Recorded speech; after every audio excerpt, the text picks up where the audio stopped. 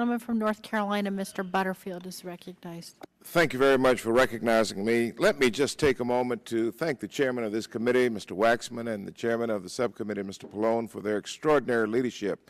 They've worked so hard on this bill, and I am pleased to publicly say to them that we thank you for your leadership. Also, the chairman emeritus of this committee has been so visionary.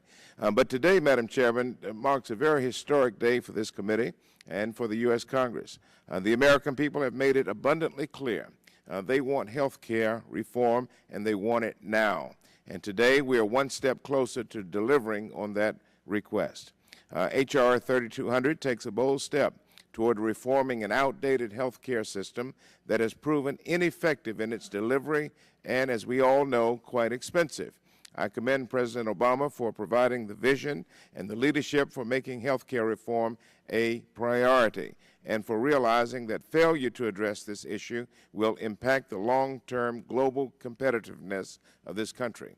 This legislation provides for the creation of a public exchange, a marketplace, if you will, for Americans to go and find a plan that fits their needs. The legislation makes prevention and wellness a priority and establishes a minimum benefit requirement.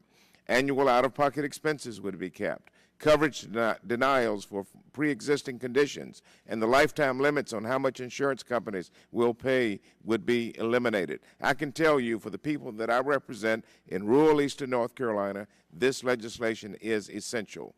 Over 17% of North Carolinians are uninsured.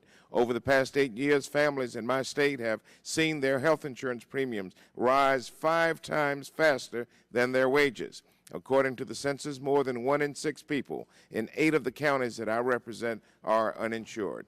H.R. 3200 does have its shortcomings. The legislation does not provide adult dental care as a basic minimum benefit. The bill could also go much further in addressing the elimination of health disparities. And so, Mr. Chairman, I want to thank you for putting together this legislation. I know it's not perfect legislation, but I want to thank you. I particularly want to thank you for working with me to expand the telehealth provisions, first outlined in the discussion draft.